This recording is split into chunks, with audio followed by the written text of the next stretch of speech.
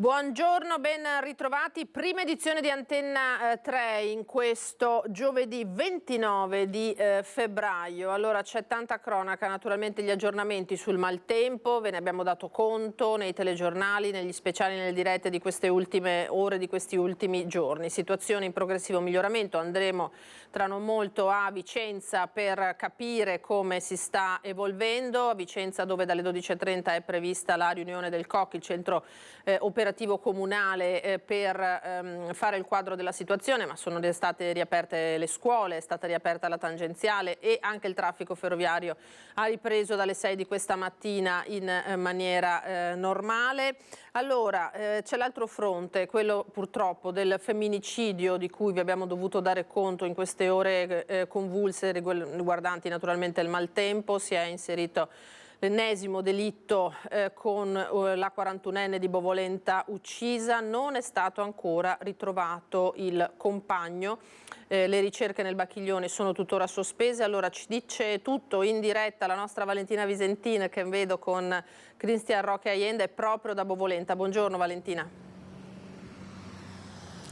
Sì, buongiorno Lina. E la piena del Bacchiglione, che si è spostata da Vicenza nel Padovano, è arrivata qui a Bovolenta. Il fiume si è ingrossato ulteriormente in queste ore e le ricerche di Alberto Pittarello, che dovevano riprendere questa mattina, sono state posticipate. Non riprenderanno nemmeno oggi, perché le condizioni meteo rendono proibitive l'immersione dei sommozzatori dei Vigili del Fuoco. Il furgone del 39enne, che è accusato di aver premeditato l'omicidio della sua compagna Sara Burattin, avvenuto a circa 2 chilometri di distanza da dove siamo adesso. Appunto non verranno riprese oggi le ricerche. Il furgone si è inabissato, ieri era a 5 metri di profondità, ma il livello del fiume è ulteriormente cresciuto queste ore, quindi si presume che sia ancora più in profondità. La visibilità è nulla. I vigili del fuoco ieri sono riusciti ad immergersi fino a 1 metro di profondità. È stata rilevata solo la presenza del furgone, non si sa se all'interno ci sia o meno il corpo del 39enne. Lo si potrà capire solo quando le condizioni meteo consentiranno nuovamente ai vigili del fuoco di potersi immergere. Ieri, anzi martedì sera, quando si è arrivati in questo punto, erano visibili i segni delle gomme del furgone che si era inabissato. Ora l'acqua ha già coperto questi segni. Intanto i carabinieri ovviamente hanno recuperato dei pezzi di telaio compatibili col furgone del 39enne e anche il cellulare, che era stato ritrovato poco lontano. La sindaca di Bovolenta, che in queste ore è anche impegnata sul fronte del maltempo, ha detto che comunque ha sentito i familiari del 39enne che sono sotto shock. Sapevano di una crisi in corso con Sara, ma nulla sembrava così irreparabile. Nulla faceva soprattutto presagire alla tragedia avvenuta martedì pomeriggio, anche se gli elementi della premeditazione sono numerosi. Il sindaco di Bovolenta, Anna Pittarello, ha anche detto che domani dovrebbe incontrare la famiglia di Sara Burattin, che nel frattempo si è trasferita a Terrassa Padovana dai familiari, perché è sotto shock, e soprattutto per proteggere la figlia quindicenne di Sara Burattin e di Alberto Pittarello, figlia che si temeva. Questi sono alcuni retroscena emersi in queste ore.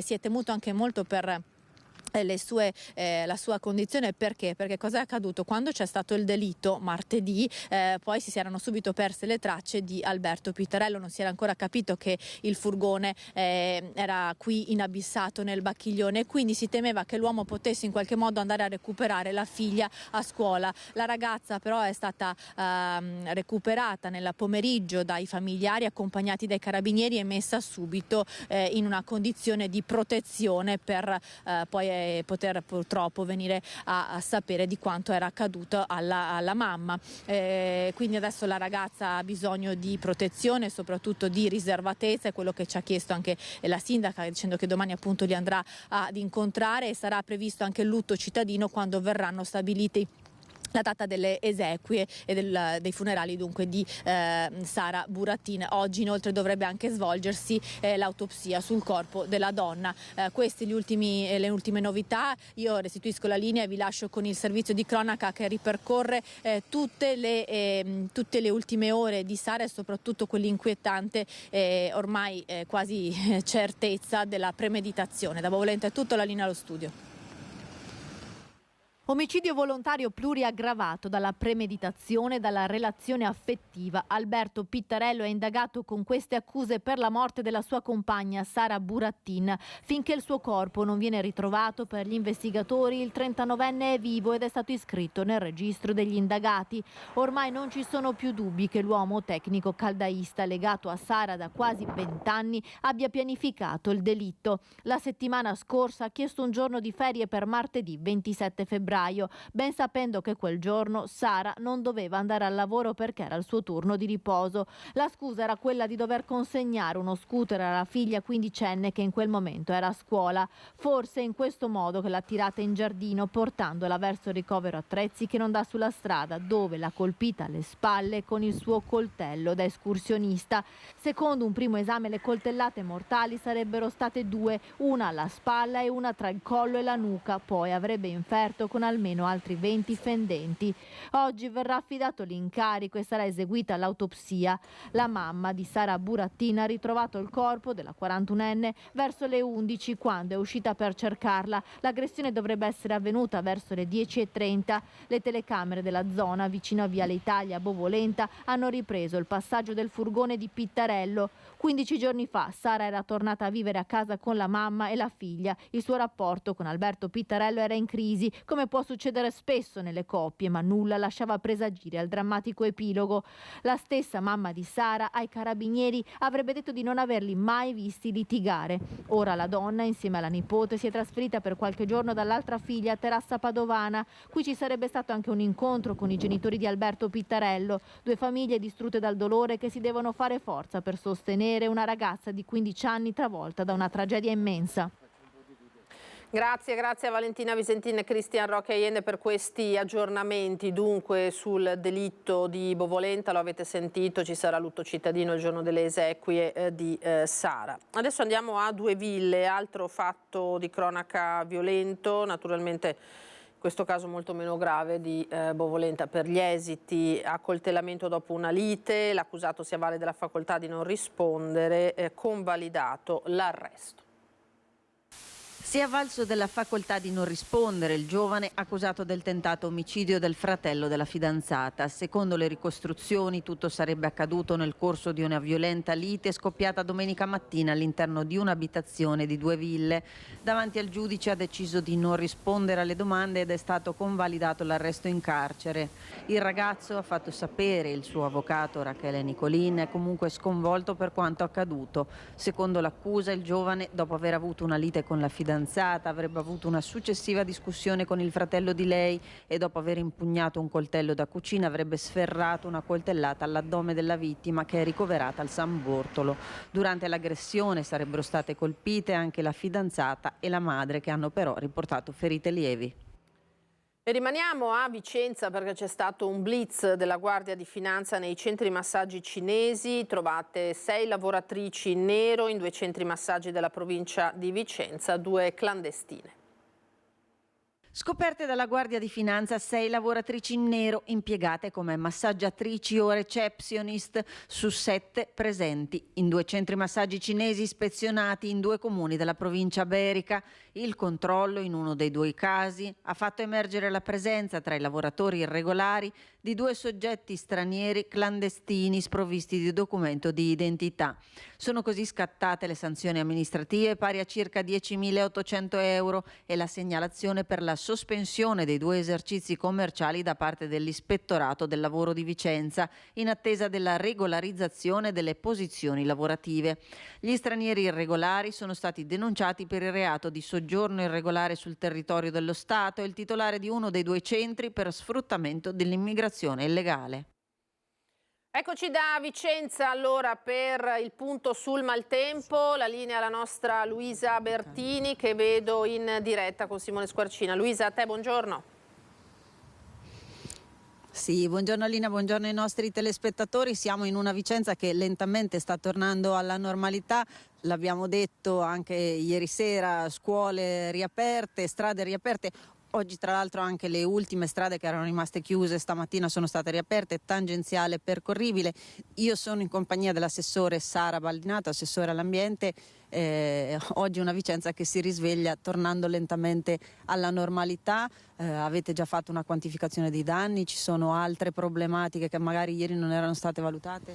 Allora, i danni ancora non sono quantificati, bisogna che le strade siano sgombre, libere e anche pulite. Vedo che la situazione però adesso che sono venuta dal centro fino a qui è abbastanza buona, quindi sono stati veloci, ho visto tanti operatori di Viacqua, IM che giravano, quindi ringrazio anche loro per la velocità, hanno lavorato tutta stanotte. Per la quantificazione dei danni siamo in contatto stretto con la Regione, è stato aperto lo stato di calamità, ieri Zaia l'ha annunciato e quindi invitiamo i cittadini a fotografare tutti i danni che hanno subito in questi 2 giorni, un giorno soprattutto di esondazione, di tracimazione, non so come vogliamo definirla perché quello è stato, e a tenere le foto perché poi ci sarà il Comune di Vicenza aprirà una procedura particolare che ancora adesso non è stata definita. E, alcune aziende sono state anche intaccate dall'acqua che è stata, non è stata contenuta dalla roggia di Oma, quindi anche in zona industriale ci sono state delle problematiche. Sì, in zona industriale la roggia di Oma ha dato questo comportamento che mi dicono i tecnici assolutamente anomalo e quindi in zona industriale addirittura ieri pomeriggio è stato diramato un'allerta particolare per togliere le auto dalla zona perché non sapevamo bene come si sarebbe evoluto la situazione, abbiamo preferito una cautela, una precauzione aggiuntiva e quindi per evitare danni poi alle auto. È una roggia che si è comportata in modo veramente strano, è inusuale e nuovo e quindi anche lì dovremo prestare particolare attenzione nei prossimi eventi piovosi di così grande incidenza. Poi un'ultima cosa proprio da assessore all'ambiente, fermo restando che fortunatamente non ci sono stati danni alle persone, però danni all'ambiente ce ne sono stati, danni agli animali. Ieri l'abbiamo vista impegnata in prima linea nel salvataggio di alcune galline che sennò rischiavano di essere travolte dall'acqua. Sì, sono stata in strada Carpaneda, quella è andata veramente sotto di tanto perché lì c'è un bacino di laminazione che non si nomina mai del bosco di Carpaneda e loro erano sotto insomma ben oltre le ginocchia e questi animali, alcuni sono morti, una decina circa, quindi io di mio vengo dall'agricoltura, ho pensato di dare una mano così di slancio e non ho avuto dubbi e ho dei graffi sulle mani anche di queste galline che però almeno siamo riusciti a salvare, quindi sono contenta di aver dato il mio lavoro anche per questo. Ecco, io intanto ringrazio l'assessore all'ambiente Sara Baldinato. Noi adesso ci spostiamo al COC dove a partire da 12:30 sarà in corso una conferenza stampa del sindaco proprio per fare il punto della situazione. Quindi ci riaggiorniamo più tardi, intanto restituisco la linea a voi allo studio. Grazie Luisa, grazie all'assessore naturalmente, ci ricollegheremo più tardi allora quando partiranno i lavori del COC. Allora io chiederei alla regia a questo punto di ripercorrere quella che è stata un po' la giornata con il nostro reportage Maltempo e con le voci a seguire poi degli allagati purtroppo, dei tanti cittadini che si sono dovuti confrontare con l'acqua che avanzava.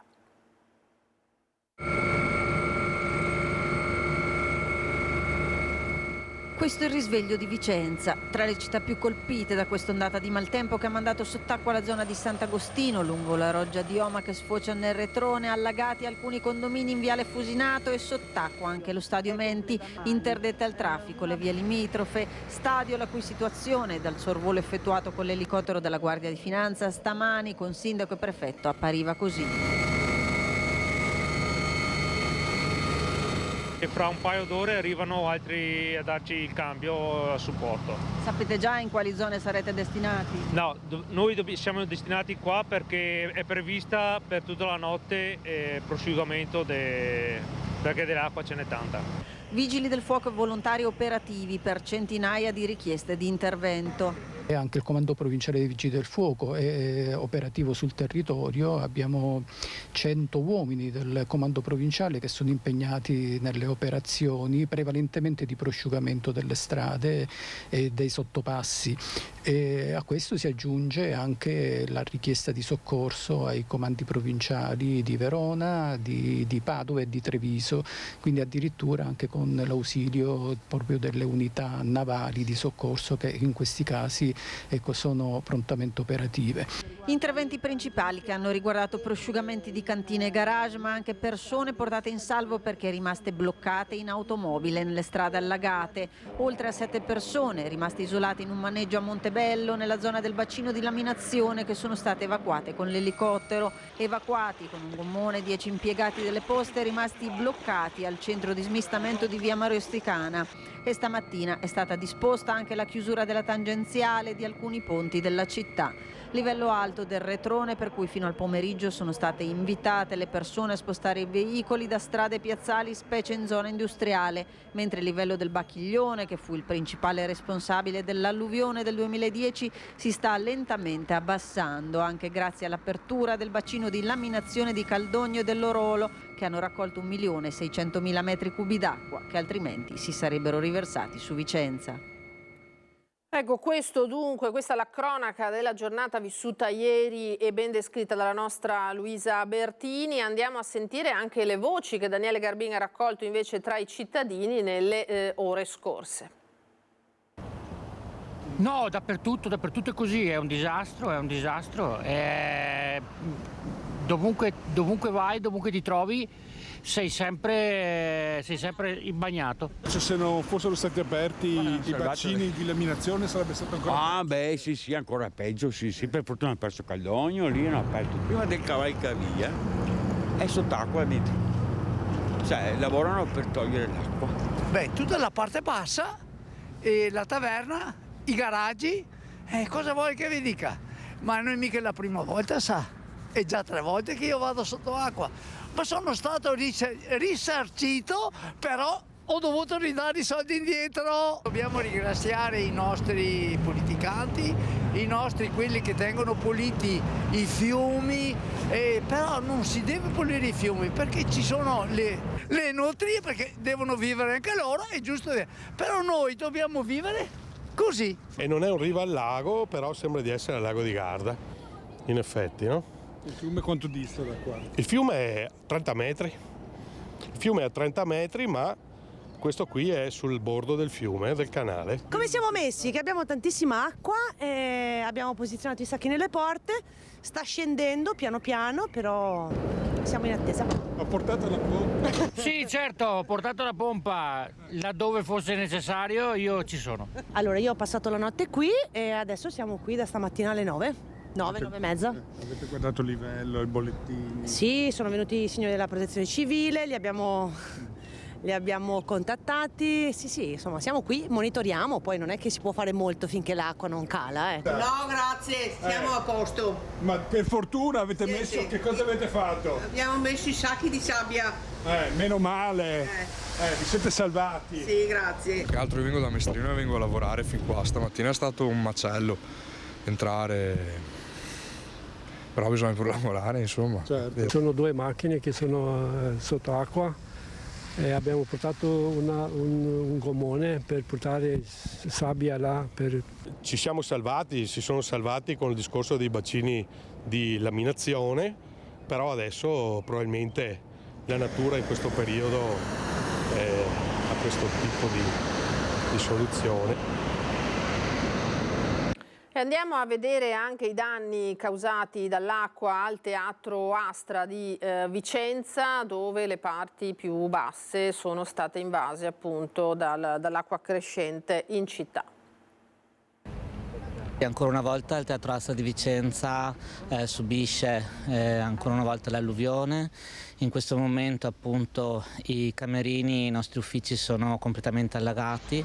Stiamo lavorando e siamo costantemente in contatto con l'amministrazione comunale e le autorità competenti per mantenere attivo e aperto il teatro. È l'edificio comunale deputato alla cultura che maggiormente ha subito danni nell'alluvione. Solo alcune sale interrate del Museo di Palazzo Chiericati risultano risultano allagate, ma la situazione non sarebbe allarmante. Le pompe del Teatro Olimpico, entrate in funzione ieri sera, sono già state spente nella notte. 1,5 metri d'acqua e fango hanno invece invaso i locali sotto la hall dell'Astra. Quello che abbiamo fatto è stato cercare di mettere in sicurezza ciò che potevamo e adesso aspettiamo che il fiume faccia il suo corso per restituire alla città il Teatro Astra, che è un po' il simbolo delle famiglie, dei bambini, dei ragazzi e dell'innovazione teatrale. È la seconda volta per il teatro, che era già stato allagato nel 2010. Gli operatori, che erano stati allertati ieri sera, sono riusciti appena in tempo a mettere in salvo gli oggetti più delicati durante la notte. Oggi sarebbe dovuto andare in scena uno spettacolo per ragazzi, ovviamente è stato annullato visto che anche le scuole sono state chiuse e vista l'emergenza. Adesso stiamo cercando di fare di tutto per capire di riuscire a mantenere aperto questo luogo importante per la città. Allora, torneremo tra brevissimo a parlare di maltempo con altri collegamenti, altri servizi dal territorio. Intanto apriamo una finestra su Mestre, dove purtroppo gli episodi violenti continuano e il fenomeno dello spaccio in particolare è purtroppo molto diffuso. Allora, ci sono delle attività commerciali e degli albergatori che hanno deciso di mobilitarsi. Anna Maria Parisi in diretta proprio da Mestre con Francesca Pezzo su questo tema. Anna, buongiorno. Buongiorno Lina, sì, ci troviamo a Mestre, come dicevi tu, in Corso del Popolo, all'inizio di Corso del Popolo arrivando da Venezia, in questa che è il dedalo di intersezioni tra via Torino, via Bembo e altre vie che portano verso Venezia e verso il centro di Mestre. Perché siamo qui? Perché purtroppo in questi giorni la cronaca si sta concentrando proprio in questa area della città. Ieri sera un'altra aggressione sventata con una donna che è andata all'hotel Ambasciatori chiedendo aiuto alla receptionist. Una donna, ha detto il proprietario dell'hotel intervistato, che sembrava essere una delle persone senza fissa dimora che normalmente trova riparo in quest'area durante la notte e che questo episodio si sussegue a quello avvenuto soltanto pochi giorni prima, in quel di lunedì, nel bar che si trova alle mie spalle, l'FKP, dove lunedì si è registrato un accoltellamento. Insomma, stanchi i proprietari, i gestori delle attività che si trovano qui chiedono un intervento delle forze dell'ordine con un presidio fisso. Adesso con le immagini di Francesca Pezzo vediamo se riusciamo a intercettare, Lina, il proprietario di una di queste attività, che ha chiesto proprio agli imprenditori della zona di mobilitarsi per una marcia all'insegna della sicurezza. Eccolo qui, è qua il proprietario che ha proposto questa iniziativa, è lui, Ali. Buongiorno Ali. È un piacere parlare con voi. Ecco, siamo in diretta con Antenna 3. Lei si sta mobilitando per chiedere a tutti i proprietari della zona di fare una marcia per chiedere maggiore sicurezza. Perché Ali? Abbiamo costretto di fare questa iniziativa perché il giorno 15 febbraio alle 5:40 è stata rubata i miei tavoli da fuori. E 2 giorni fa è stato accoltellato un altro commerciante del Corso del Popolo, un bar. Ogni giorno succede qualcosina di questa zona. Noi chiediamo più tutelati, anche commercianti, quello di passaggio della gente. Alle 8 di sera è stato rubato un amico, prendono portafoglio, coltellati, ogni giorno succede queste cose. E noi chiediamo più sicurezza. Io non posso chiudere il nostro locale, ho paura di aprire. Io ho paura di aprire il locale. Ecco, Ali. Ogni giorno succede questi problemi e la maggior parte sono spacciatori.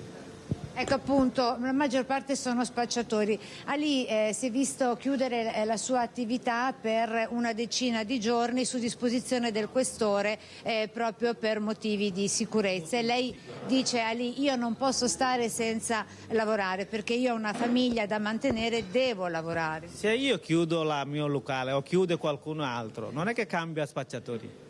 Devono sparire spacciatori, noi dobbiamo lavorare. Perché se chiude qua vuol dire io con me e mio fratello, se anche 2 dipendenti, loro restano a casa. Per mantenere la famiglia io devo lavorare, io sto lavorando. Ali, senta, lei adesso ha chiesto anche per mantenere sicura la sua attività che si trova proprio tra Corso del Popolo e via Torino, tutta un'intersezione di via verso la rampa cavalcavia che porta verso Venezia. Ha assunto anche una guardia privata, una guardia giurata privata. Io ho costretto di tenere anche un buttafuori, solo per la sicurezza mia e anche sicurezza del locale. Quindi un alto peso per pagare a fine mese anche lui.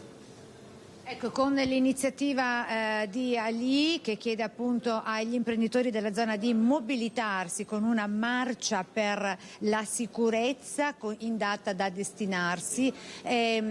Ci salutiamo, ma prima mandiamo in onda l'intervista rilasciataci da pochissimi minuti dal proprietario dell'hotel Ambasciatori, dove l'altra sera ha chiesto rifugio e riparo contro un aggressore, una signora senza tetto che staziona stabilmente in quest'area. Proprietario Andrea Chiappa, che chiede alle forze dell'ordine di mobilitarsi e presidiare costantemente H24 la zona. Che cosa è successo l'altra sera per cui lei adesso chiede un rinforzo delle forze dell'ordine nella zona? Allora, ieri sera è successo un episodio, uno dei tanti episodi di degrado di questa città che io onestamente vivo da quando ho riaperto l'albergo ad agosto, quindi 7-8 mesi fa. Una sbandata è entrata in albergo sragionando, però più che parlare del singolo episodio io vorrei spiegare quello che questa città sta vivendo ormai forse da 1 anno, 2 anni. C'è uno stato di insicurezza legato a tossicodipendenza, sbandati violenti, come per esempio l'episodio della persona che è stata accoltellata in un bar qui vicino, che rendono di fatto questa zona della città molto insicura. Quindi il mio intervento non era tanto sull'episodio specifico, ma per spingere ancora di più l'amministrazione o le forze dell'ordine a presidiare un territorio che oggi non è sicuro. Ecco perché con l'episodio che lei ha citato dell'altra sera c'è stato anche un precedente episodio di una cliente del suo albergo che ha cercato rifugio proprio da qualcuno che la stava molestando. Questo è successo dopo un mese che eravamo aperti. Alla sera una cliente è venuta dentro urlando, era stata molestata da qualcuno e ha chiesto praticamente protezione. Però ripeto, questa zona in particolare di Corso del Popolo, così come la zona della stazione, sono percepite, ma in realtà sono anche viste sia dai dipendenti che dai turisti come delle zone un po' a rischio. E questo naturalmente compromette, lo dico sia da cittadino che da albergatore, quella che è la vita nella città, perché se un turista arriva e ha paura a mettere il naso fuori e non si sente sicuro, è ovvio che questo è un danno per tutti, per i cittadini che non possono vivere la città ovviamente come dovrebbero nella massima sicurezza, e per un turista che poi queste cose le scrive nelle recensioni, le mette online, perché gli alberghi, come sapete, vivono di reputazione online, oggi come oggi è fondamentale. Grazie dunque ad Anna Maria Parisi e Francesca Pezzo per questo spaccato davvero inquietante purtroppo della situazione a Mestre. Allora noi torniamo sul maltempo. La provincia trevigiana è stata colpita marginalmente, diciamo, da questa ultima ondata. I fiumi sono rimasti sotto controllo, più fragili naturalmente le zone collinari, con le precipitazioni abbondanti hanno registrato alcuni smottamenti, alcuni cedimenti. Allora vedo in diretta collegata Edi Caliman. Buongiorno Edi, con il sindaco di Farra di Soligo Mattia Perencin. Per la parte tecnica c'è il nostro Simone Merlo sul campo. Buongiorno. Buongiorno Elina, buongiorno ai telespettatori. Siamo a Farra Soligo, come dicevi tu, il maltempo fortunatamente ha risparmiato la Marca, ci sono stati però dei problemi legati a dissesti idrogeologici nella zona di Farra di Soligo. Infatti possiamo vedere magari con l'aiuto della regia le immagini in via Collagù a Farra di Soligo, dove una frana ha interessato un tratto di circa 10 metri, una strada che porta in cima alla collina, che è stato interdetto. 3 i residenti che sono stati sostanzialmente isolati da questo lato del paese. La strada è accessibile dalla parte di Soligo. Chiediamo tutto però al sindaco, perché si pone sempre la questione della fragilità di queste zone. Sindaco, appena c'è qualche pioggia un po' più abbondante. Sì, ogni volta che c'è una pioggia più abbondante ormai la situazione diventa veramente complessa. Nel territorio comunale abbiamo questa frana molto importante, fra l'altro che non ci aspettavamo, ne abbiamo però altre 2, quindi in totale sono 3. Questa è la più grossa, altre 2, una è a Col San Martino e una è a Farra di Soligo, che interessano però località sempre collinari, però non abitazioni, anche quindi dove ho dei residenti. Abbiamo fatto una prima stima questa mattina con l'ufficio tecnico sui costi, abbiamo un centinaio di migliaia di euro di danni, quindi insomma un territorio molto bello ma altrettanto fragile. Infatti ogni volta che piove speriamo sempre che non succeda qualcosa. Questa volta è successo e quindi adesso dovremo rimboccarci nuovamente le maniche e risistemare, perché comunque teniamo presente che anche le risorse poi sono sempre quelle che sono, quindi questo è un imprevisto che non ci doveva essere. Sindaco, prima fuori microfono ci raccontava del fatto che questa frana coinvolge una zona molto conosciuta, anche in quanto comprende un territorio che è quello delle colline UNESCO, molto conosciuto anche per la sua zona panoramica. Sì, Collagù è una località molto conosciuta, lì appunto ho fra l'altro anche 3 residenti, è conosciuta anche perché c'è il santuario, è un posto veramente molto bello, ma come tutta la zona collinare di Farra di Soligo, molto bella però altrettanto fragile, perché smottamenti in questi anni ne abbiamo visti diversi, quindi è un territorio che riesce a dare molto ma è altrettanto fragile, per cui chiede anche molta manutenzione, quella senz'altro. Manutenzione, cos'altro si può fare per cercare di prevenire queste situazioni che purtroppo vediamo essere sempre più frequenti? Beh, dunque non è facile riuscire a prevenire situazioni di questo tipo, perché basti guardare la quantità anche di pioggia che cade ormai quasi in 2 o 3 giorni, fa la quantità di pioggia che cade solitamente in un anno, quindi è difficile anche riuscire a prevenire situazioni di dissesto di questo tipo. Sicuramente la manutenzione è uno degli argomenti dove noi anche abbiamo puntato molto e continuiamo a puntare molto. Il territorio però è molto grande e richiede molte risorse, però ripeto, il tempo sta cambiando in maniera anche repentina. Se pensiamo alla grandinata di luglio scorso, cosa che non avevamo mai visto in questi anni, ma che comunque anche quella ci ha messo in grossa difficoltà, quindi è anche difficile riuscire a prevenire situazioni delicate e complesse di questo tipo. Quello che potete fare, immagino, come amministrazione è cercare di monitorare il più possibile il territorio. Sì, noi lo stiamo già facendo ormai da diverso tempo, da diversi anni, sono diversi anche gli interventi che abbiamo fatto anche sulle zone collinari, dove c'erano già delle situazioni precarie, li teniamo monitorati sicuramente. È chiaro che servono comunque degli investimenti importanti, perché anche se queste avevamo già, c'erano già dei piccoli segnali, soprattutto sulle altre 2, non su questa di via Collagù, dove già nei prossimi mesi saremo intervenuti, insomma servono sicuramente risorse e quindi si fa anche fatica a riuscire a fare una programmazione, proprio perché dopo succedono questi imprevisti, e questi imprevisti sono quelli che ci mettono anche in difficoltà. Più o meno delle tempistiche sul ripristino della strada? Penso che ci vorranno diversi mesi, sicuramente non sarà una cosa immediata, così come quella che abbiamo in via Scandolera a Col San Martino e quella a Farra di Soligo in località costiere, quindi credo che ci vorranno diversi mesi, perché dobbiamo avere tutto l'iter autorizzativo da parte anche della sovrintendenza, perché questo territorio è un territorio che è anche vincolato, e dopo dobbiamo mettere la copertura economica, e come dicevo, da una prima stima che abbiamo fatto stiamo parlando di qualcosa come 100.000 euro, che per un bilancio di un comune di questo tipo sono comunque soldi che dovrò andare a recuperare, a trovare nelle pieghe del bilancio, e spero che anche in questo senso la Regione ci venga incontro, visto che comunque mi pare che sia stato chiesto anche lo stato di calamità per gli eventi che sono successi in altre province del Veneto. Lina, dunque da Farra di Soligo con il sindaco che ringrazio è tutto e con Simone Merlo ti restituirei la linea.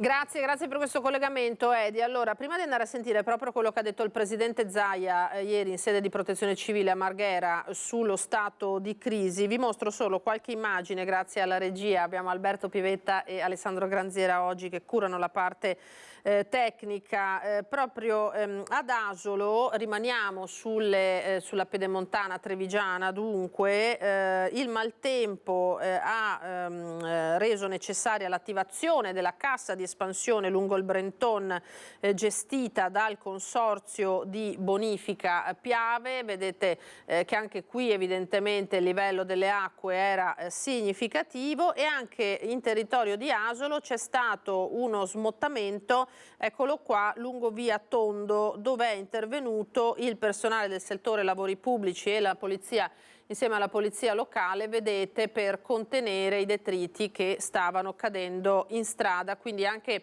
le colline asolane, altro patrimonio inestimabile della Marca trevigiana e del Veneto, colpite purtroppo dalle conseguenze dell'abbondante pioggia caduta nelle scorse ore. Allora andiamo proprio a sentire il presidente Zaia e l'assessore alla protezione civile Bottacin cosa hanno detto, con l'assessore che alla fine del servizio faceva anche il punto su quello che era poi il proseguo delle previsioni per le ore che stiamo vivendo adesso.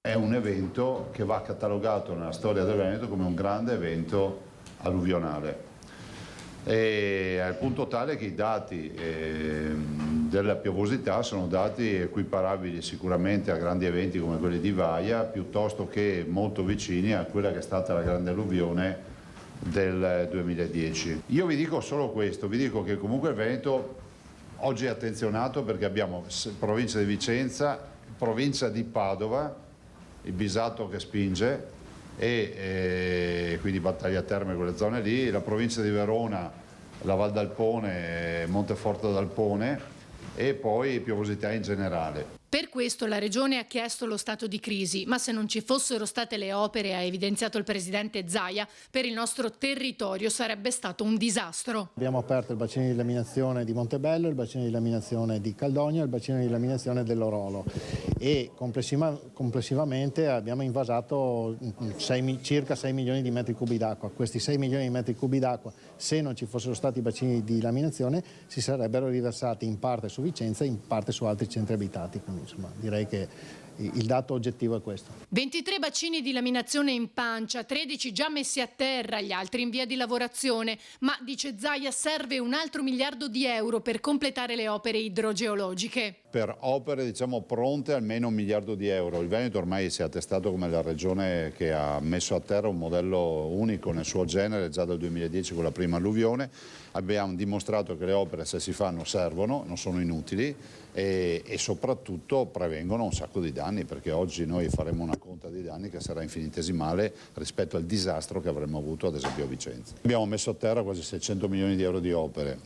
Io ho fatto un piano da 2 miliardi e 7, quindi abbiamo realizzato anche molte altre opere che non sono mai rivisibili ma sono strategiche, che so, gli argini, i muretti fatti a Soave, piuttosto a contenimento del Tramigna, piuttosto che per il fiume Bisato o altro. Attenzionata anche la situazione neve a causa dell'incremento delle temperature. Neve ce n'è stata tanta, sopra i 1500 metri, c'è un rischio valanghe importante. C'è lo scirocco, quindi anche il mare riceve poco, le temperature si stanno alzando, però siamo fiduciosi. Contiamo che verso fine giornata, insomma nella nottata, si possa anche cominciare ad apprezzare il calo del livello dei fiumi, a meno che non arrivi un fortunale e piova ancora tanto. Cosa ci si dovrà aspettare nelle prossime ore? I fenomeni prevediamo che siano in attenuazione nel corso della giornata fino ad esaurimento in serata, poi dopo ci sarà una pausa, pioverà ancora da domani sera e venerdì, però con precipitazioni molto più contenute rispetto a quelle che ci sono state nelle ultime ore. Questo è il punto. Allora, tra poco andremo a vedere com'è la situazione nel Padovano, l'altra provincia veneta colpita in maniera significativa in queste ore di cui vi abbiamo dato conto. Per adesso andiamo qualche istante in pubblicità, tra poco.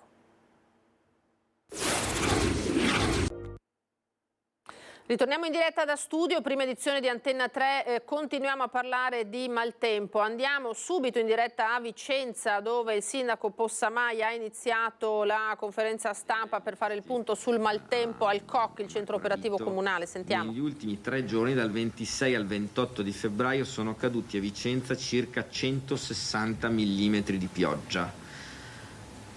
In questi 3 giorni c'è stato un periodo particolarmente acuto tra le prime ore del 27 febbraio e le 5-6 del mattino del 28, in cui ci sono stati 138 mm di pioggia sui 160 di cui vi ho parlato. Quindi parliamo di 138 mm in poco più di 30 ore, insomma, quindi in poco più di un giorno. È abbastanza impressionante ed è sempre tutto molto legato al ragionamento sul retrone che vi facevo ieri e che ha fatto anche il presidente Zaia, cioè è piovuto talmente tanto in pianura, il vero elemento atipico di questa emergenza, che appunto si è caricato in questo modo il retrone. Ed è anche il motivo, questo ci dicono gli esperti, per cui il modello predittivo che ci diceva non la notte scorsa, quella prima, tutto sommato le cose dovrebbero essere gestibili, che si è sbagliato, perché ci siamo accorti nella notte che la situazione era molto più grave di quanto previsto. Questo perché nelle 5 ore tra la fine, cioè tra la notte del 27 e le prime ore del 28, quindi le 5-6 ore che hanno portato verso l'alba, sono cadute solo in quelle 5 ore 38 mm, che vuol dire 7 mm all'ora, su un bacino che era già in grandissima difficoltà. Per capirci, un quantitativo giornaliero così a Vicenza non si misurava dal 16 maggio 2013 con 116 mm.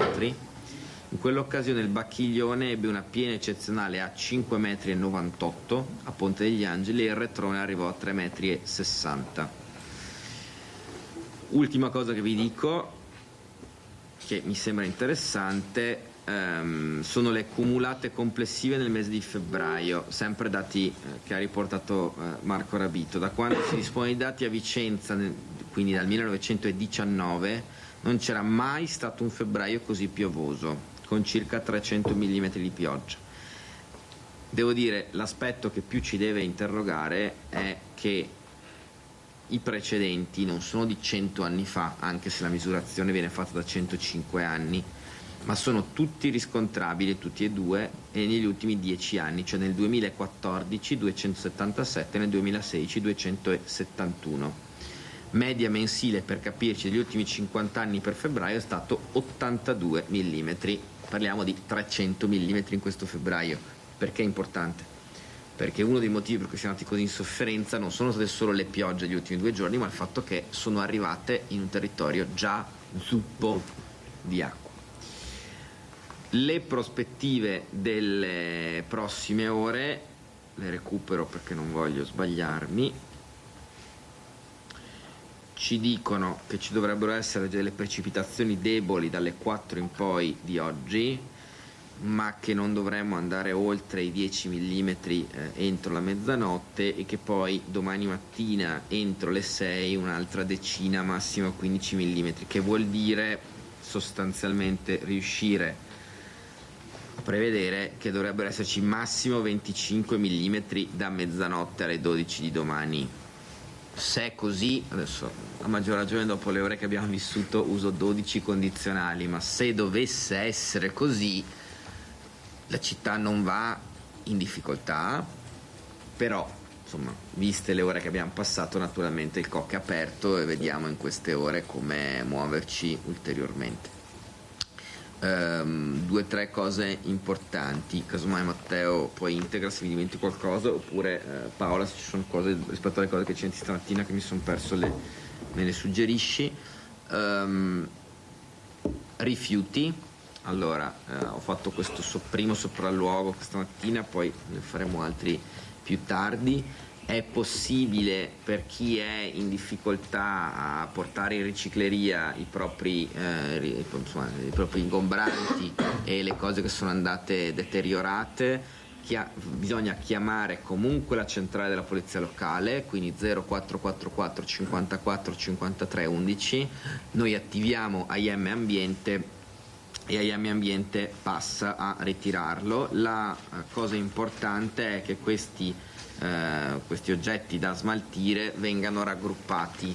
I RAEE, cioè tutto ciò che ha a che fare con gli elettrodomestici o con i prodotti di questo tipo, da una parte, gli ingombranti dall'altra, materassi, letti, mobili, un terzo mucchio, diciamo più generale dall'altra parte, a meno che... Lo state sentendo, allora il sindaco Possamai a emergenza, a quanto pare alle spalle, il dato, l'abbiamo sentito, uso 12 condizionali, ha detto va in miglioramento e adesso c'è da far fronte a quelli che sono stati i danni, quindi anche quelli che sono le istruzioni pratiche, diciamo, per i cittadini che hanno subito danneggiamenti. Ha citato il Bacchiglione, il sindaco di Vicenza, Bacchiglione che è passato con la sua piena a Padova nella serata di ieri. Si attende che defluisca la piena anche verso la zona a sud della provincia. Andiamo con la nostra Chiara Gaiani a vedere la situazione proprio lungo il Bacchiglione nel Padovano. Finché lei è appena a livello della Marzana e del Nuadi non fa paura. Scorre l'onda di piena sul Bacchiglione, qui siamo a Ponte San Nicolò, il mare sta ricevendo, le condizioni sono ottimali. Qui hanno ormai tirato un sospiro di sollievo, l'onda di piena è passata questa notte ma è andato tutto nel migliore dei modi possibili. La notte è passata tranquilla per i miei concittadini, per i ragazzi della protezione civile, il sottoscritto e qualcun altro un po' meno tranquilla perché eravamo qui a monitorare per quello che si poteva fare, insomma, il nostro amato e qualche volta odiato fiume, però insomma sì, è passata tranquilla e adesso anche si sta maggiormente tranquillizzando la situazione. Quando siete in queste situazioni la memoria va a quella tragica notte del 2010? Sì, è stato proprio tragica quel momento là che ci ha provato dal punto di vista sia del lavoro ma anche emotivamente, perché è stato molto dura sfollare le persone di notte. Stanotte c'era qualcuno che veniva a vedere com'era? Sì, noi abbiamo visto spesso arrivare persone che davano un'occhiata, puntavano i fari delle auto sul fiume per vedere il livello e poi se ne tornavano, giusto Graziano, che ha visto anche alle 3 di notte. Sì, alle 3 di notte il monitoraggio che è costante durante tutta la notte fino al mattino, diverse persone venivano sull'ASI a chiedere informazioni, ma tutto a posto, dormite tranquilli, stiamo controllando tutto, speriamo che non succeda come il 2010 che ha avuto un brutto ricordo per noi, insomma, in questa zona. Ci sono più margini di sicurezza per i cittadini, anche in caso di portate così importanti del Bacchiglione. Sì, ci sono più margini di sicurezza perché comunque qualche lavoro di consolidamento è stato fatto e poi anche in particolare sono state realizzate le vasche di laminazione nel Vicentino. Noi continuiamo a chiedere che anche l'idrovia, pseudo-idrovia, diventi uno scolo scolmatore. Mi sento di così portare un segno, un abbraccio, un qualcosa di solidarietà a tutti quei territori che ad oggi sono stati così investiti da questa alluvione e da questa piena che a Ponte San Nicolò, fortuna nostra, insomma, è passata indenne, invece negli altri luoghi sta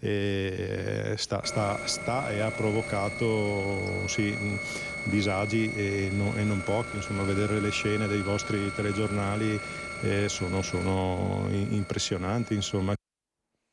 Ecco, piena del Bacchiglione che, come vi dicevo, è transitata nella notte anche attraverso la città di Padova. Abbiamo fatto il punto col vice sindaco Andrea Michalizzi. La piena è transitata per Padova, qui siamo nella zona della Paltana, che è il punto per noi più esposto, perché abbiamo delle abitazioni e degli impianti sportivi di proprietà del comune proprio in area golenale, quindi quelle zone che sono più esposte quando il fiume si alza. E quindi noi abbiamo concentrato qui le nostre attenzioni. Il passaggio della piena è avvenuto intorno alle 5 della mattina, noi eravamo già qui dalle 4 e abbiamo assistito al transito della piena che non ha provocato nessun disagio e non ha interessato abitazioni. Devo dire che ci siamo andati molto vicini perché l'acqua era davvero molto alta. Noi stiamo continuando comunque a tenere i tavoli di coordinamento emergenza aperti con la prefettura, col Genio Civile, con l'ARPAV, quindi se dal punto di vista idraulico la situazione possiamo dire che qui è passata, e dobbiamo guardare il meteo. ARPAV ci dice che nei prossimi giorni la situazione è stazionaria, quindi abbiamo, come dire, il tempo anche per recuperare e far defluire l'acqua. Tra sabato e domenica invece dovrebbe tornare il maltempo con fenomeni anche di una certa entità, quindi dobbiamo rimanere pronti e quindi per noi l'emergenza non finisce, rimaniamo in assetto di allerta, anche perché i fiumi sono ingrossati, i terreni sono imbibiti, quindi abbiamo le difese diciamo un po' spuntate. E scuole chiuse, oltre che a Bovolenta, avevamo visto prima la situazione alle spalle della nostra Valentina Visentin, anche a Veggiano e a Rovolon, ma la situazione migliora in tutti i comuni dove restano operative le squadre comunque di protezione civile, perché lo avete sentito anche dal vice sindaco Michalizzi, è previsto per le prossime ore un nuovo peggioramento. Sentiamo. Un timido sole si affaccia sulla giornata con i territori che tirano un sospiro di sollievo dopo una giornata e una notte passata a vegliare gli argini e i livelli dei corsi d'acqua. Per prudenza scuole chiuse a Rovolon e anche a Veggiano, dove resta il divieto di transito sul ponte sul Bacchiglione a Trambacche. A questo punto dietro di me il Tesina entra nel Bacchiglione, il Tesina attraversa tutto il centro abitato di Veggiano, non sono state evacuate persone e per sicurezza questa mattina abbiamo solamente chiuso le scuole e ieri pomeriggio questa strada. Strade riaperte ad Abano Terme, il livello del Vigenzone cala a Battaglia Terme, dove si attende il passaggio della piena del Bacchiglione a Bovolenta, migliora la situazione anche a Montegrotto. Per il momento i livelli sono in costante abbassamento e non rileviamo alcuna criticità. Via dei Colli è stata riaperta. In ogni caso noi manteniamo la barriera in sabbia a tutela della zona vallona qualora la situazione dovesse cambiare in peggio. Gli occhi restano comunque puntati sul cielo. Un nuovo peggioramento è previsto per la giornata di domani e fino a domenica. Per i gruppi di protezione civile sarà un fine settimana di veglia. È stato sicuramente fondamentale il ruolo dei bacini di laminazione e su questi bisogna continuare a investire. Ma oltre ai ringraziamenti per il consorzio di bonifica e il Genio Civile, voglio ringraziare davvero tutta la mia squadra, la protezione civile e tutti i cittadini come adesso per pulire la strada che in queste 48 ore mi sono stati vicini e ci hanno dato una mano. Adesso ci fermiamo per qualche istante, torneremo tra poco con Maltempo e con degli ospiti. Riprendiamo la linea in diretta da studio, ben ritrovati a prima edizione di Antenna 3 in questa giornata. Allora andiamo sempre sul fronte del maltempo a vedere la situazione nel Bassanese, dove appunto la pioggia sta dando una tregua, ma preoccupano le frane che si sono rimesse in movimento nelle scorse ore. Torna il sole sulla pedemontana, ma resta altissimo il livello di attenzione verso le criticità idrogeologiche del territorio. Dal punto di vista dei corsi d'acqua, infatti, le piene non hanno portato problemi gravi e se si fa eccezione per la spettacolare piena della Brenta sotto il Ponte Vecchio, la situazione è rimasta sotto controllo. A far paura sono però le tante frane e gli smottamenti rimessi in movimento dall'ondata di maltempo dei giorni scorsi e dal saliscendi delle temperature. A Pianezze una frana si è aperta letteralmente sotto una casa, mettendo a rischio l'incolumità dei residenti. Gli abitanti sono stati evacuati e lo stato dello smottamento è monitorato ora per ora. L'epicentro di movimenti franosi sembra però essere localizzato a Marostica, dove già nei giorni precedenti si erano rimesse in moto molte situazioni complesse nelle frazioni e nelle contrade della spalla dell'altopiano dei 7 comuni. A 2 passi dalle mura medievali invece si è verificata una frana in via Panica a ridosso del vecchio ospedale. Il transito è stato interdetto e il comune sta effettuando tutte le verifiche del caso. Altre colate di misura meno preoccupante sono registrate fra Pianezze, Colcerese e Valbrenta, dove pure c'erano state scariche di sassi all'inizio della perturbazione. In montagna è scesa la neve come non si vedeva da un pezzo, con accumuli di oltre 1 metro sui rilievi dell'altopiano dei 7 comuni e una coltre piuttosto consistente anche sul massiccio del Grappa. Il rischio valanghe, collegato con l'innalzamento delle temperature delle scorse ore, è marcato pure in altopiano e le autorità consigliano prudenza a sportivi e visitatori. Allora ci sono anche i geologi della regione in sopralluogo sulle frane. Do subito la linea alla nostra Monica Smiderle che è con Renzo Rigon proprio a seguire questo genere di lavori. Monica, buongiorno.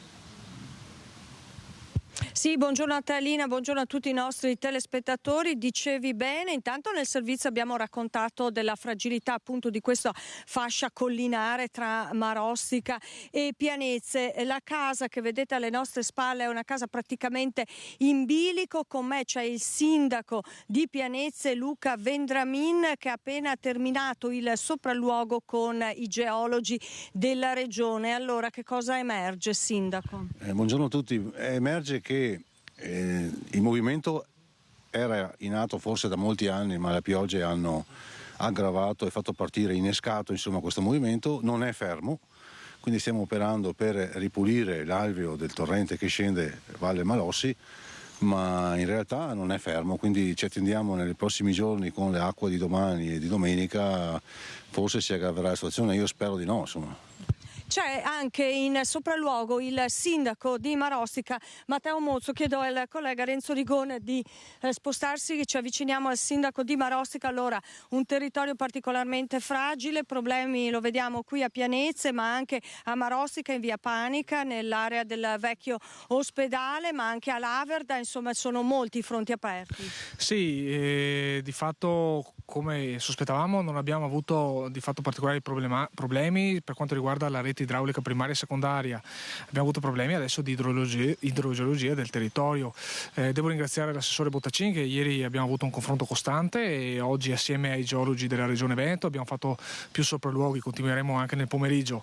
Di fatto a Marostica abbiamo avuto 7 frane. Se possiamo chiamarle tutte quante frane, diciamo che quelle più preoccupanti sono 2, una appunto è davanti all'ex ospedale di Marostica con lo disgancio di alcuni volumi importanti di pietre singole, però non è una vera e propria frana, sono massi singoli che si sono staccati dalla collina e adesso attenderemo la reazione geologica. Mentre per quanto riguarda la vera e propria frana, perché intendiamo come frana, è quella che si è verificata a Lusiana, al confine comunque tra i comuni di Lusiana Conco, Sarcedo e Marostica, in territorio marosticense, dove nella frazione di Lavarda c'è un fronte di una collina che sta scivolando, sono circa 300 metri di fronte collinare, vicini al torrente. Lì non abbiamo rischio per persone in questo momento, ma vogliamo assicurarci che non ci siano occlusioni del corso d'acqua. Oggi c'è una breve tregua, ma preoccupano le precipitazioni in arrivo, sindaco? Questo sicuramente, noi siamo sempre in allerta, abbiamo il COC aperto e terremo monitorato il territorio. Sappiamo che abbiamo un territorio bellissimo, ma proprio questa caratteristica che ci rende bellissimi ci rende altrettanto fragili. Da Marostica, da Pianezze è tutto, la linea torna a te, Lina. Grazie a Monica, grazie a Renzo Rigon, grazie ai sindaci naturalmente in prima linea, grazie a tutti i colleghi che in queste ore, in questi giorni davvero hanno battuto il nostro territorio in lungo e in largo per raccontarvi la situazione relativa al maltempo. Allora, io introdurrei i nostri ospiti, ne vedo almeno 2 collegati, buongiorno e le ringrazio. Allora, la dottoressa Angela Venezia, direttore dell'Ufficio Detenuti e Trattamento del Provveditorato Regionale Amministrazione Penitenziaria, buongiorno dottoressa e ben ritrovata. E grazie. Buongiorno. Eccola, grazie per la sua presenza. E la professoressa Maria Fiano, referente dell'area 7 istruzione adulti dell'ufficio scolastico regionale, che assieme alla professoressa Sara Corelli ha seguito il progetto che vi illustreremo. Buongiorno e ben ritrovata anche a lei. Buongiorno, buongiorno. Allora, siamo in attesa di riuscire a collegare anche la direzione dell'ufficio scolastico regionale con il dirigente Marco Bussetti per parlare di un progetto importante che è frutto di un accordo tra amministrazioni, tra l'amministrazione penitenziaria da una parte e l'ufficio scolastico regionale dall'altra, per migliorare l'offerta formativa e quella che è l'istruzione in carcere, cioè formare in maniera ancora più diciamo specifica il personale della scuola che viene impiegato negli istituti penali. Non è senza dubbio un lavoro, un ruolo semplice, lo possiamo immaginare. Magari partirei, ecco, dalla dottoressa Venezia per fare un po' il punto su quello che è l'impegno anche in queste strutture e la finalità di incentivare, dottoressa, questo genere di presenza nelle carceri, perché leggiamo anche dal comunicato che era stato diffuso. C'è una ristretta minoranza di detenuti che possiede un diploma di scuola media superiore, ma poco più del 60% ha di fatto la licenza media o quella elementare, quindi anche in prospettiva riabilitativa è senza dubbio importante. Sì, sicuramente, come ha detto giustamente lei, i numeri sono bassissimi e questo ci fa capire che l'istruzione nella vita delle persone che sono in carcere è spesso mancata o comunque non era sicuramente la centralità, come lo è stato per esempio per me, per lei, per le persone che magari ci ascoltano. È evidente che il momento in cui la persona ha questa pausa dalla vita civile e quindi vive l'esperienza della detenzione, questa esperienza deve avere un significato e deve avere un senso. Con l'ufficio scolastico regionale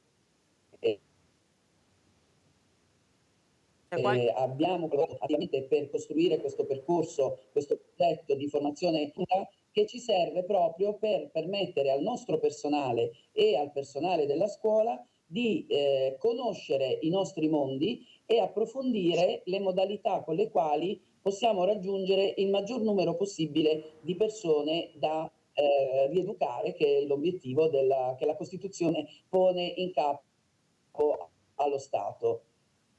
Benissimo, dottoressa, grazie allora di questo primo intervento. Vedo collegato, lo saluto e lo ringrazio, vediamo se mi sente, il direttore dell'ufficio scolastico regionale, Marco Bussetti. Dottore, buongiorno, ben ritrovato, ricordo anche ex ministro della pubblica istruzione, da agosto mi pare alla guida dell'ufficio scolastico veneto, è così? Esatto, esatto. Anche dell'Università della Ricerca ero ministro, perché erano due aspetti che curavo con molta attenzione, non solo quello dell'istruzione. Certo, tra l'altro... Sì, prego, prego. Ringrazio voi dell'invito e soprattutto per aver dato spazio a questa informazione che magari non fa la grande notizia, ma sicuramente esalta moltissimo la sensibilità, l'attenzione e la cura che la dottoressa Venezia in questo momento ha, che ringrazio soprattutto per l'opportunità e maggiormente ancora per la sensibilità dimostrata, ha voluto dare, ha descritto correttamente rispetto a questi due mondi che si incontrano proprio per il bene del prossimo. Ecco dottore, questi mondi che si incontrano, allora noi parliamo di alfabetizzazione e istruzione a diversi livelli del mondo adulto. Voi avete presentato peraltro questo progetto e la prima tappa, diciamo, a Rovigo, che ha anche una realtà minorile importante. Dunque diciamo, ci spieghi quali fasce vengono interessate da questo genere di progettazioni, perché appunto il mondo carcerario naturalmente ha questi due aspetti, questi due ambiti. Noi abbiamo trovato subito una grande intesa, una grande sinergia e ci mettiamo a disposizione affinché questi due mondi, oltre che conoscersi e comprendersi nei loro modi di operare, lavorino anche con lo spirito che proprio la nostra Costituzione raccomanda, per dare poi opportunità maggiore a chi poi sconterà la pena, ma non solo, ma chi vive anche nelle nostre carceri, proprio per poter rispettare per loro, attraverso l'utilizzo della conoscenza, dell'acquisizione di competenze, soprattutto del vedere la vita in una forma, in una dimensione legata a un futuro che per loro non dovrà essere quella di ritornare nel mondo che hanno lasciato, ma quella di poter proseguire la loro vita attraverso momenti che possono essere non solo gratificanti personalmente, ma che possono dargli veramente un valore sociale legato al proprio ruolo all'interno della nostra società. Ecco perché l'istruzione e la formazione è sicuramente uno degli elementi importanti per consentire a queste persone, che per la maggior parte dei casi solo il titolo di licenza di scuola media inferiore, solo pochi hanno un diploma, di poter invece dar forza ai loro talenti e poter conoscere un mondo che per ora era rimasto a loro in larga parte sconosciuto.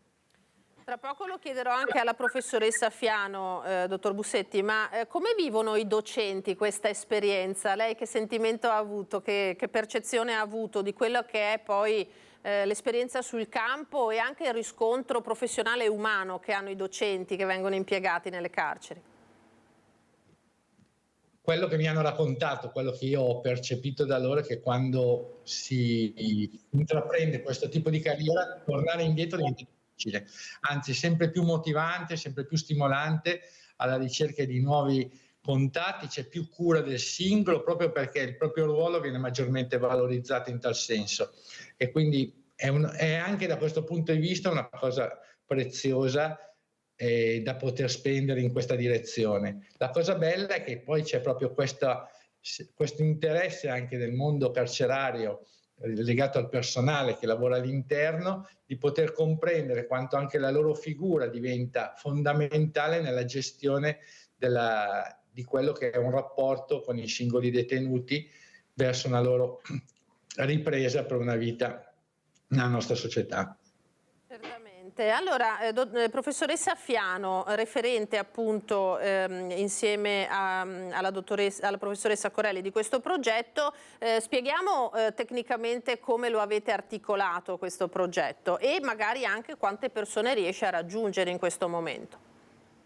Allora, insieme al PRAP, quindi al Provveditorato dell'Amministrazione Penitenziaria, abbiamo provato a immaginare questo percorso che da una parte risponde a delle esigenze, quelle sicuramente del personale scolastico. La formazione è imprescindibile per quanto riguarda lo sviluppo proprio professionale del personale scolastico ed evidentemente in un contesto così specifico e peculiare che è quello della formazione e dell'istruzione dentro gli istituti penitenziari, per cui diventa ancora più necessaria, non solo perché è prevista dalla norma, ma anche proprio perché attiene e fa riferimento a una popolazione detenuta che ha bisogno di formarsi e di proseguire gli studi per quelle ragioni che voi avete ampiamente sottolineato. Questo percorso si articola in 3 incontri, in 3 momenti anche laboratoriali, quindi prevede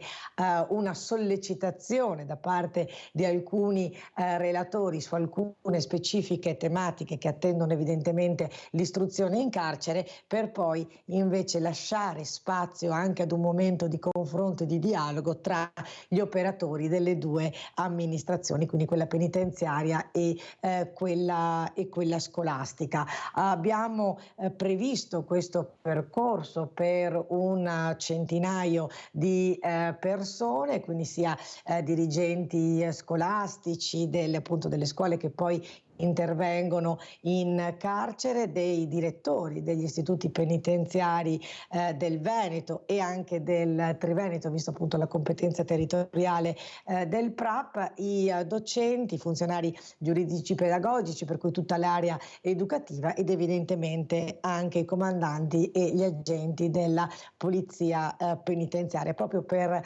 creare uno spazio e un luogo di avvio di continuazione, di miglioramento del dialogo e di confronto tra chi opera poi all'interno dell'istruzione in carcere. I percorsi che noi poi attiviamo all'interno degli istituti penitenziari sono quelli di apprendimento, di alfabetizzazione e apprendimento della lingua italiana, soprattutto evidentemente per la popolazione detenuta straniera, i percorsi finalizzati al conseguimento del titolo conclusivo del primo ciclo di istruzione, per cui la licenza media e per assolvere l'obbligo formativo, e poi i percorsi per conseguire il diploma di scuola secondaria di secondo grado. Ecco, alla dottoressa Venezia pongo la stessa domanda dal punto di vista dei detenuti, ma anche del personale della polizia penitenziaria. Ecco, come vengono vissute queste esperienze? Vengono recepite volentieri? C'è una richiesta anche da parte della popolazione detenuta di poter accedere all'istruzione e a insomma, guardare anche all'istruzione come uno strumento per uscire un po' da una situazione magari complicata? Beh, guardi, il bisogno di formazione del nostro personale lo dimostra il numero e la risposta che ha dato il personale. Noi abbiamo chiesto all'Ufficio Scolastico Regionale del Veneto, col quale abbiamo costruito questo percorso, di poter estendere la formazione anche al personale degli istituti penitenziari del Friuli Venezia Giulia e del Trentino Alto Adige, proprio per permettere a tutti di avere quantomeno una conoscenza comune delle regole, dei sistemi, perché siamo sistemi diversi, organizzazioni diverse. E grazie all'Ufficio Scolastico Regionale del Veneto noi abbiamo potuto estendere questa formazione. La risposta è stata massiccia. Tutto il personale invitato ha partecipato e hanno partecipato anche da remoto coloro che di fatto non avevano il ruolo per il quale era stato ipotizzato, così come ha detto la professoressa Fiano, il percorso di formazione. Quindi sicuramente la risposta del personale ci dà la misura di quanto al personale serva, quanto faccia piacere al personale un momento di confronto costante e continuo con il personale delle altre realtà che vivono il carcere e che sono istituzioni pubbliche e che offrono un servizio pubblico. Quindi è chiaro che intanto anche a nome del mio provveditore, che è la dottoressa Meno Franco d'Aragona, ringrazio veramente il professor Bussetti e tutta l'organizzazione scolastica per averci permesso questa estensione. I detenuti, credo che i nostri corsi, i nostri percorsi di istruzione e di formazione siano richiestissimi dai dati che noi abbiamo in possesso rispetto alle richieste che i detenuti fanno. Abbiamo sicuramente il bisogno di ampliare alcuni percorsi, di aumentare per esempio il numero delle scuole che possano, dei corsi professionali o dei corsi scolastici da attivare all'interno delle strutture penitenziarie. Penso per esempio all'Istituto di Rovigo, che in questo momento è in trattativa con il dirigente scolastico di un istituto del territorio per appunto attivare un percorso di istruzione per il primo e il secondo anno all'interno del carcere di Rovigo. La scuola è importante, è fondamentale, è un elemento del trattamento. Io ho sempre detto a tutti, e anche nel contesto appunto di formazione, ognuno di noi è ospite dell'altro, nel senso che siamo padroni di casa nel momento in cui facciamo il nostro lavoro, ed è importante che il nostro lavoro sia fatto bene, perché quello che noi riusciamo a fare e poi il risultato di quello che noi riusciamo a fare è quello che noi restituiamo alla società. Quindi dobbiamo impegnarci profondamente, dobbiamo crederci in questo, dobbiamo credere nel fatto che le persone possano cambiare e dobbiamo credere che noi possiamo essere strumenti di cambiamento. Poi è chiaro, ognuno ha il libero arbitrio, ha la facoltà di decidere cosa fare della propria vita quando uscirà dal carcere, ma noi gli strumenti li dobbiamo fornire e non possiamo farlo da soli. L'amministrazione penitenziaria non può e non deve lavorare da sola, ha necessità di avere le persone competenti e chi meglio dell'istituzione scolastica, chi meglio di una pubblica altra amministrazione, no? Per favorire questi processi di cambiamento. Quindi sicuramente sia per noi che per i detenuti questi momenti sono assolutamente indispensabili. Ecco, quindi dottoressa, è un progetto, sentivo, insomma, che si può replicare, dunque può essere un modello? Assolutamente sì, ma guardi, questo progetto con la professoressa Fiano l'abbiamo ipotizzato subito dopo i lavori che abbiamo fatto come amministrazione penitenziaria e amministrazione scolastica a livello nazionale, e un progetto che ha visto un punto, diciamo, di revisione, di coordinamento in un momento di formazione a Catania. Con l'ufficio scolastico regionale di Catania, l'ufficio scolastico regionale del Veneto, della Lombardia e credo della Campania, non vorrei sbagliarmi, chiedo a Maria un supporto, abbiamo fatto un po' il punto della situazione e abbiamo creato un documento nel quale abbiamo espresso queste necessità che in questo momento sinteticamente le stiamo raccontando.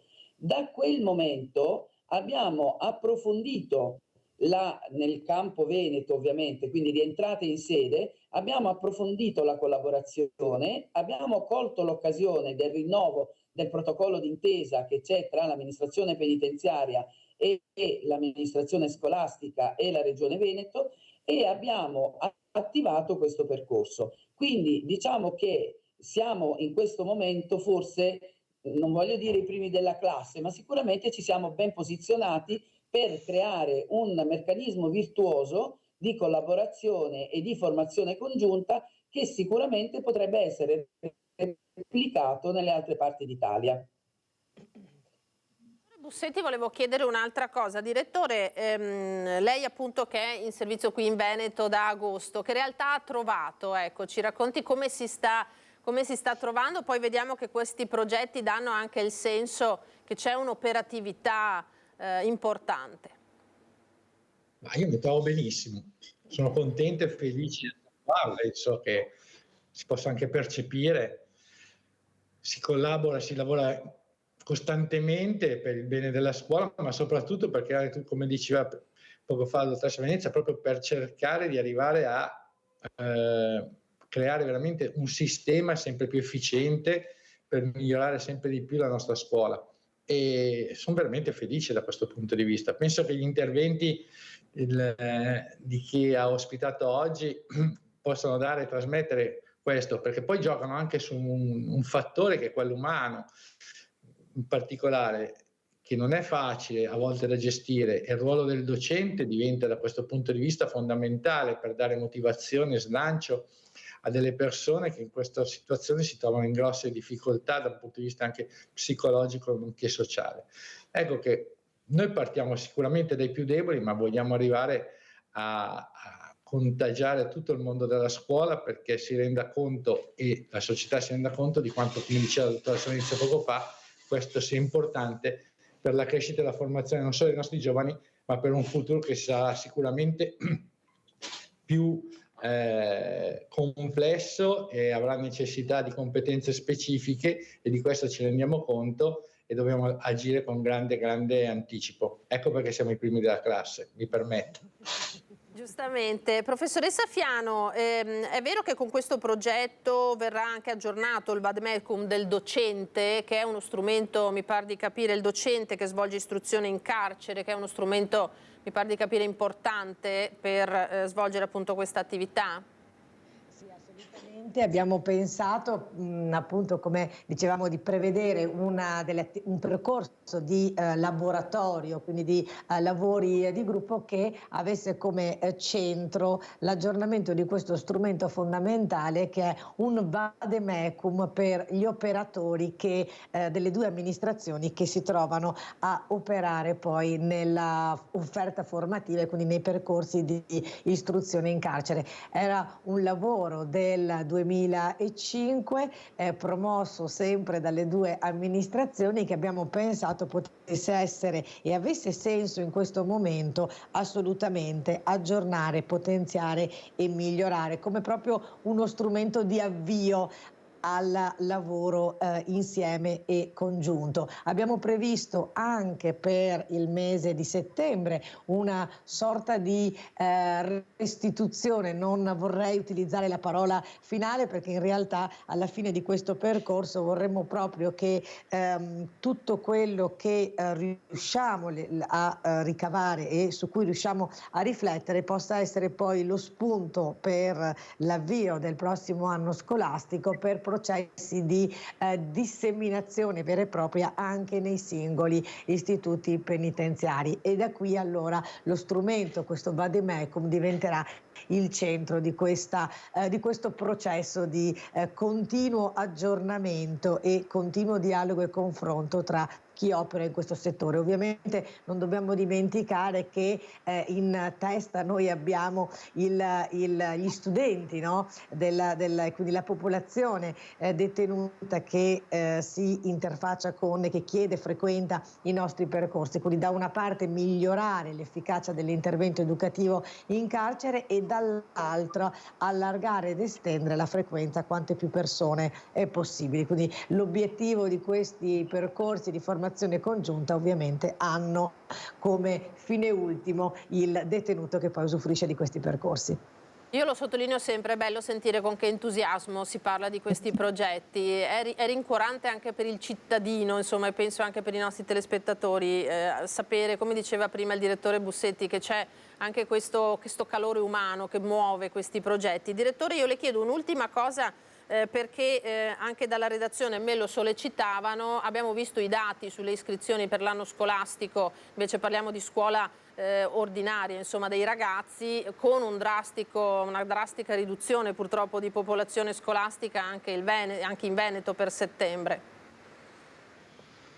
Sì, il calo demografico è un fenomeno che non è noto da oggi, è noto da diversi anni e segue chiaramente anche dei cicli storici che normalmente affiancano anche quello che può essere uno stato in cui si trova in quel momento lì la società. L'abbiamo avuto in periodi particolari della nostra storia e lo stiamo vivendo attualmente. Questo non significa che andrà a incidere su quello che è l'organico docenti nostro, perché il nostro viene misurato sul numero delle classi e non sul numero degli alunni. Purtroppo però gli accorpamenti di plessi, direttore, vengono mal visti dalla popolazione, è abbastanza naturale ovviamente. Ma noi non abbiamo accorpamenti di plessi, non abbiamo avuti, quindi da questo punto di vista direi che non riscontriamo questa necessità.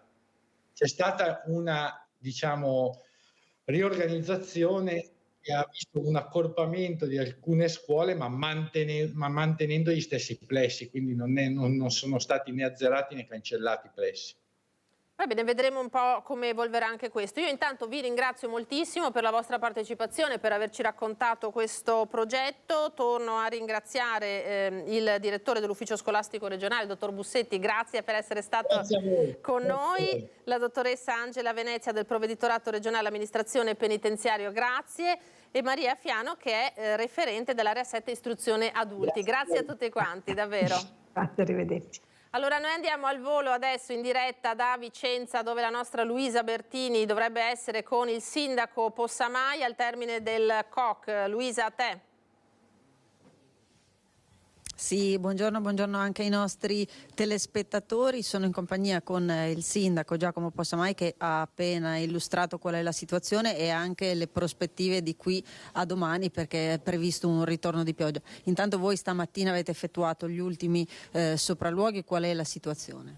La situazione è critica in diverse zone della città, in particolare la zona stadio, ma non soltanto. La protezione civile, i vigili del fuoco, anche i tecnici comunali sono tutti sul campo per svuotare le cantine, svuotare appartamenti al piano terra. Ci sono danni importanti anche a negozi, insomma c'è tutta la squadra al lavoro. Sono previste nuove precipitazioni nel pomeriggio e nella notte. Al momento non sono precipitazioni che ci fanno preoccupare seguendo le previsioni, ma chiaramente anche alla luce degli ultimi giorni l'allerta è massima, il COC resta convocato, le squadre restano sul campo, quindi vediamo nelle prossime ore come evolve la situazione. Lei prima faceva cenno ad un febbraio mai così piovoso. È stato il febbraio più piovoso nella storia della città, con 300 mm di pioggia. La media degli ultimi 50 anni è stata 82, per dare un'idea, quindi oltre 3 volte. E questo ha impattato tantissimo sul Retrone, che è un fiume che prende la sua acqua dalla pianura, e quindi è un fiume che è andato in difficoltà enorme e che ci ha veramente messo a grande rischio. In città ci sono stati soprattutto allagamenti, quindi non alluvioni, non l'acqua che è uscita dal fiume, ma l'acqua che magari è risalita appunto dagli scantinati, dalle tubature, ma siamo andati veramente vicini a un'alluvione che poteva essere simile a quella del 2010.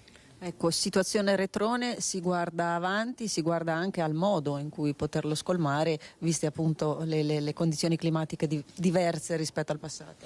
Sì, ieri il presidente Zaia ha segnalato una cosa importante, cioè che la città di Vicenza si è salvata grazie ai bacini di laminazione sul Bacchiglione, che sono stati fondamentali. Mi riferisco in particolare a Caldogno in questo caso.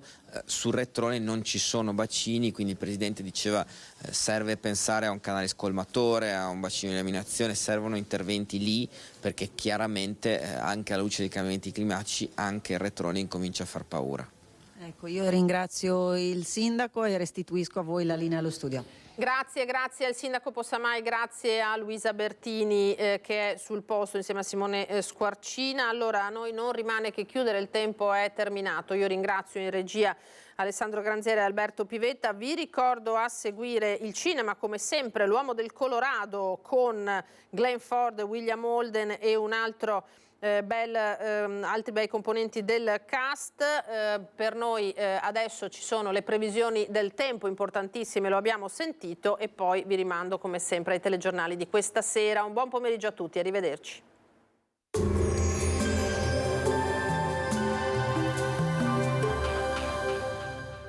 Tremonti, impianti professionali per saldatura e taglio, riparazioni, taratura e calibrazione impianti a Montebelluna.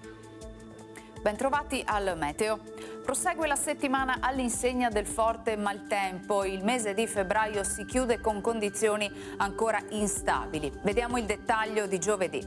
Sul Veneto cielo molto nuvoloso con precipitazioni al mattino sparse o assenti, ma nel corso del pomeriggio via via più diffuse, anche moderate in serata. Neve dai 1900 metri sulle Prealpi, dai 1500 metri sulle Dolomiti, e il rischio di valanghe sarà marcato sull'arco alpino, grado 3 della scala. Temperature stazionarie minime tra 7 e 10 gradi, massime tra 13 e 16 gradi. Spostiamoci ora sul Friuli Venezia Giulia. Avremo maggiori spazi di sereno, specie in mattinata, più nubi però con il passare delle ore, e dalla serata probabili deboli precipitazioni. Temperature minime sui 6-10 gradi, massime intorno ai 15-17 gradi. Infine diamo uno sguardo alla situazione del Trentino Alto Adige. Avremo parziali schiarite alternate ad annuvolamenti e poi in serata le prime piogge. Temperature minime tra 9 e 10 gradi, massime sui 14-17 gradi. Dal Meteo di Antena 3 per ora è tutto, grazie per l'attenzione. Arrivederci.